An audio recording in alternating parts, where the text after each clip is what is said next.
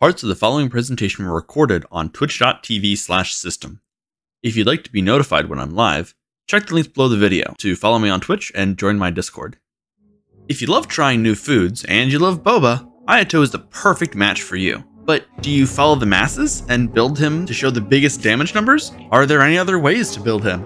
To answer this, we have to talk about artifacts. What's the best artifact set for Ayato? As you see, I'm running him on 4-piece Harder Depth, so he gets that Hydro damage bonus. I've seen some people say 2-piece Glad, 2-piece Shim, because you get that 18% attack on both sets, put you at a solid 36. Whatever you pick, though, you would want a Hydro damage Goblet. There's another build for him. If we switch out to Desert Pavilion, we don't get anything from the Anemo damage bonus. However, what we're looking at is attack speed. We're looking at DPS. We're gonna leave his Hydro damage bonus Goblet on him. And these aren't even artifacts that are built, so you don't have to worry much about getting the same substats or anything. So let's look at what this looks like on paper so you can see a better viewpoint of how the damage scales. So first we're going to enter all of our attack values, and I have it split between base attack and bonus attack. That'll be important later. So you can see the total attack stat, but also the base attack that things are based off of. And for Yoon Jin, as we get into our team with Bennett, Yoon Jin actually scales up a little bit more as well, and I'll get into that in a minute here. All right, so for Ayato, his attack is 717, and then his bonus is 416. Shongyun is 654 and 78 because he's not built. Yoonjin we have 555 and 233 with a defense of 484 and 397. And Bennett has an attack of 664 and a bonus of 802. All right, so I have some notes over here. Shongyun's attack is not used and Yoonjin is not used. Ayato is buffed by Noblesse in the Bennett instance, and Bennett's base attack is used in his burst calculation. And it's just his base attack, not his attack bonus as well. So now let's take a look at each individual team, starting from Ayato when he just used his E, then Ayato with his charged attack, and then E to give him the DPC boost. Then when we added Shongyun, Yoonjin, and Bennett.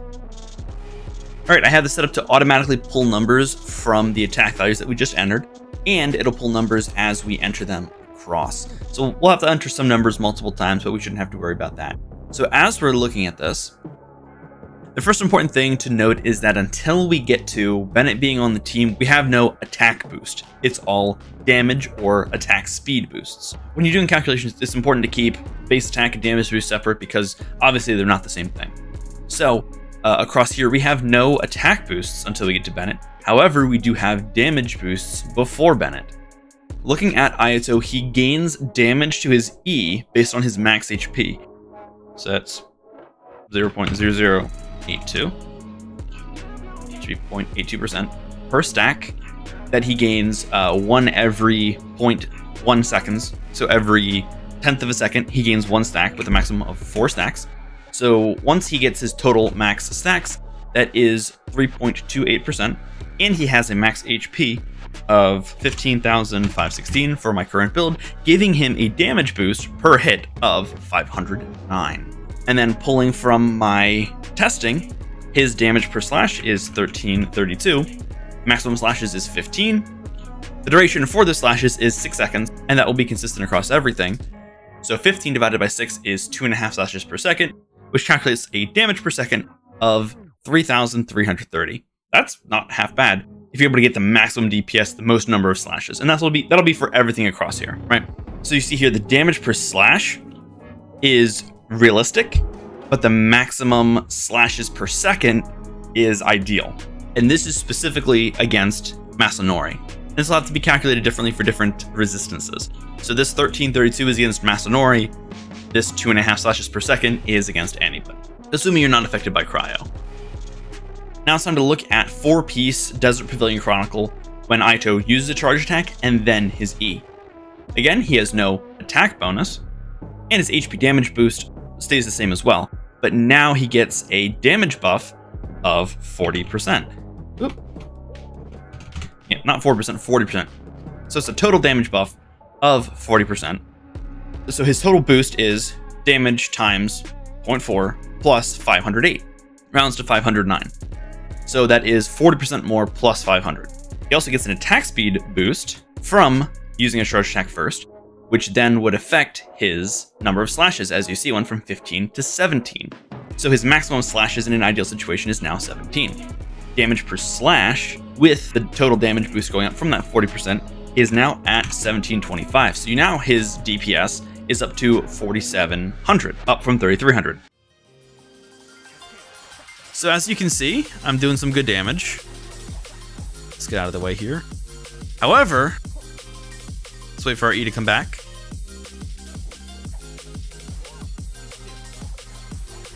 We get that 10% attack speed buff from doing a charge attack first.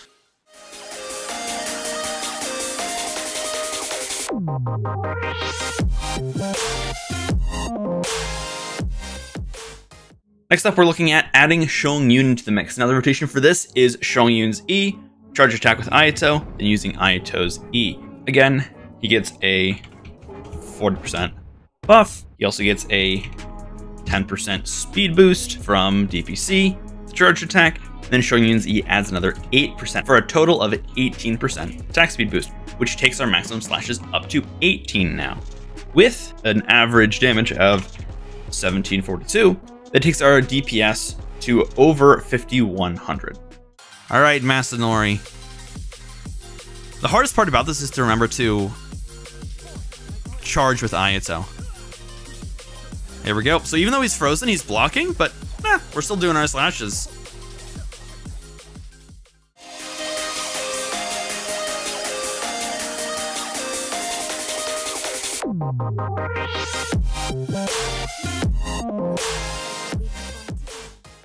Adding Yunjin into the mix kind of complicates things, and it gets a lot more complicated when we add Bennett in, but we'll get to that in a moment. So the DPC damage buff is still 40%, but now we have Yunjin C2 burst damage buff.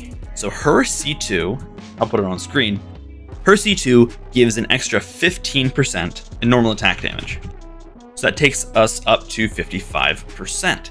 Now her burst also gives a buff off of her current defense, which means if you're able to find ways to boost her defense, you'll be able to give an even greater damage buff. But as of right now, her current defense is her base plus her bonus. That's where this 881 comes from, and she gains a 43% bonus off of that, dealing another 380 damage. So now, calculating your total damage boost is your damage times 55%, because we have that extra 15% from Yunjin C2, plus your 508 and that 380 for a total of 887, rounding to 888. Nice round number there. So as you can see, it scales up faster and faster as you add in other characters and take into account their abilities. But we're not done yet, because in addition to our 10% and 8% speed boost, we also gain a 12% speed boost from Yunjin C6. Anyone in her burst gets an extra 12%, so now we're up to 30% attack speed, which takes our maximum slashes up to 20. With all these additional damage boosts, our average slash damage is 2237. At 20 slashes means our DPS is now over 7,000. All right, so now how we set this up? Burst with Yunjin, E with Shongyun, charge with Ayato, and then we freeze. And look at that!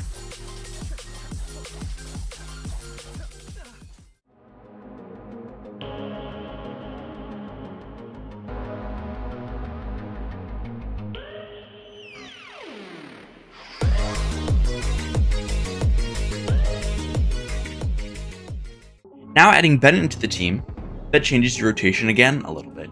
Bennett burst first, then Yunjin burst, then Shongyun E, then Ayato charge attack, and then Ayato E. But there's a little something in here that changes Yunjin's kit, like I mentioned. Bennett's burst first, and then Yunjin's burst second. If Masanori is within range of you when you use Yunjin's burst, you get an additional 20% to Yunjin's defense.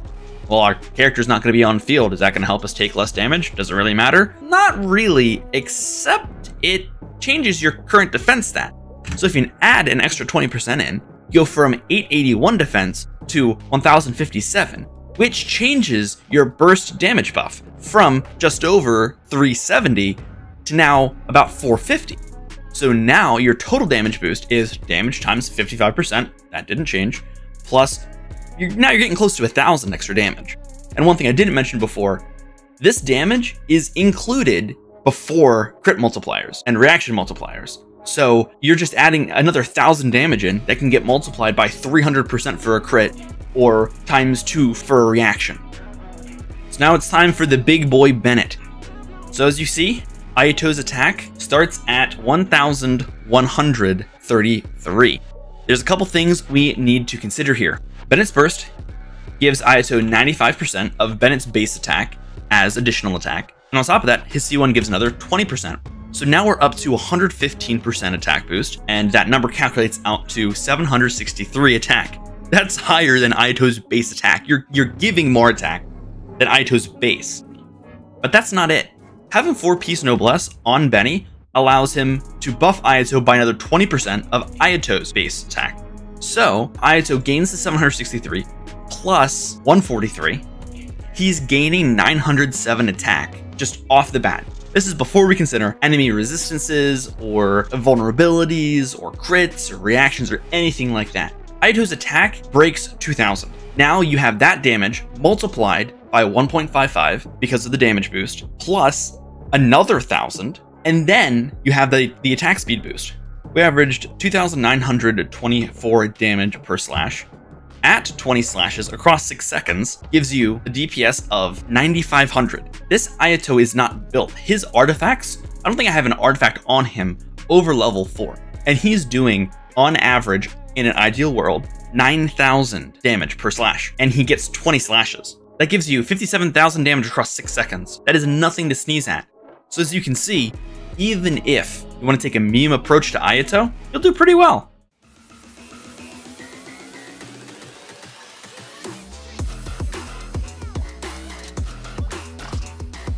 I didn't do the charged. But as you see, I'm hitting 3,000. So that wasn't as many as he'd be able to get in because I didn't do the charge there. That's my one flaw. I always have to remember to do the Ayato charged. And my muscle memory is to switch him and immediately press C. But you were seeing 2,000s and 3,000s. It's because his normal attack, his regular hit, went from 1,300 to 3,000, and his crits went from 2,700 to 4,000. So this team is pretty darn viable. In conclusion, 4-piece Heart of Depth Ayato isn't the only usable build out there, and I'd argue that a fully built, speed boosted Ayato is one of the best meme builds around. If you think there are ways to improve this team, leave me a comment below. If you want to see me stream the team building, theory crafting, and recording of more team builds in the future, follow me on Twitch. I hope you guys enjoyed a bit of a nerdier video, and I'll see you in the next one.